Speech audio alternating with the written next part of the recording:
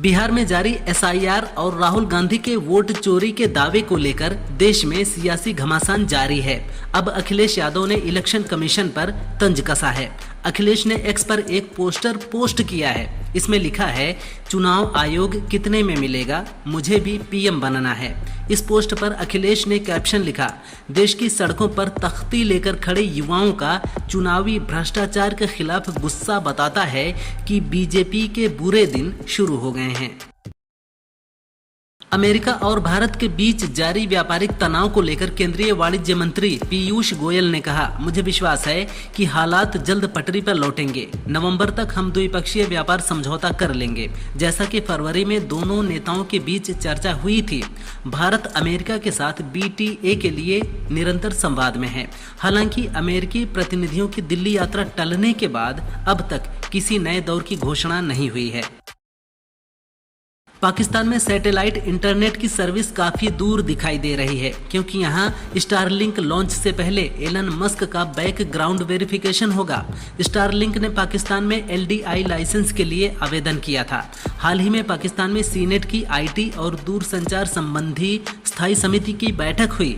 इस बैठक में सीनेटर अनुशा रहमान ने कहा कि लाइसेंस देने से पहले उनके बैकग्राउंड की पूरी तरह से जाँच होनी चाहिए।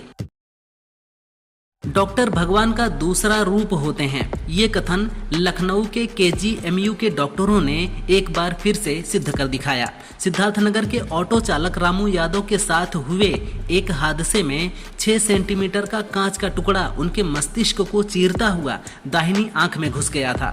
KGMU के डॉक्टरों ने अत्यंत सावधानी और कुशलता के साथ जटिल सर्जरी करके न केवल कांच के टुकड़े को सफलतापूर्वक बाहर निकाला, बल्कि मरीज की आंख की रोशनी भी बचा ली।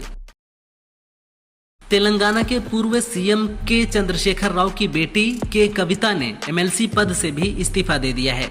इस्तीफे के बाद कविता ने कई सनसनीखेज दावे किए जो पार्टी में गहरे मतभेदों को दर्शाते हैं। उन्होंने कहा कि मेरे पिता KCR मेरी प्रेरणा हैं, मैं उनकी उंगली पकड़कर बड़ी हुई हूँ। बंगारू तेलंगाना का मतलब समाज के सभी वर्गों के कल्याण से है, लेकिन मेरे खिलाफ साजिश रची गई और झूठा प्रचार प्रसार अभियान चलाया गया। PM मोदी की मां के लिए अपशब्द यूज करने पर जारी सियासी बवाल पर तेजस्वी यादव ने प्रतिक्रिया दी है। तेजस्वी ने कहा, किसी की मां को अपशब्द नहीं बोलना चाहिए, हम इसके पक्षधर नहीं हैं, ये हमारे संस्कार नहीं हैं। लेकिन 50 करोड़ की गर्लफ्रेंड बोलने वाले मोदी जी हैं। सोनिया गांधी को इतनी भद्दी भद्दी गालियां दी गई। नीतीश कुमार के DNA पर सवाल उठाए गए। मुझे BJP विधायकों ने सदन में मां बहन की गालियां दी। अफगानिस्तान में भूकंप से आई तबाही ने 1400 से ज्यादा लोगों की जान ले ली है। 3250 से ज्यादा लोग जख्मी हुए हैं। इस आपदा के बीच भारत ने मदद का हाथ बढ़ाया है। भारत ने मदद करते हुए 1000 टेंट काबुल भेजे हैं। 15 टन खाने के सामान समेत कुल 21 टन राहत सामग्री भेजी गई है। साथ ही आगे भी मदद का भरोसा दिलाया है। चंद्र ग्रहण के समय गर्भवती महिलाओं को नुकीली चीज यूज न करने और बाहर न निकलने की सलाह दी जाती है। इन मिथकों पर डॉक्टर शैफाली ने कहा, प्रसव एक नेचुरल प्रोसेस है।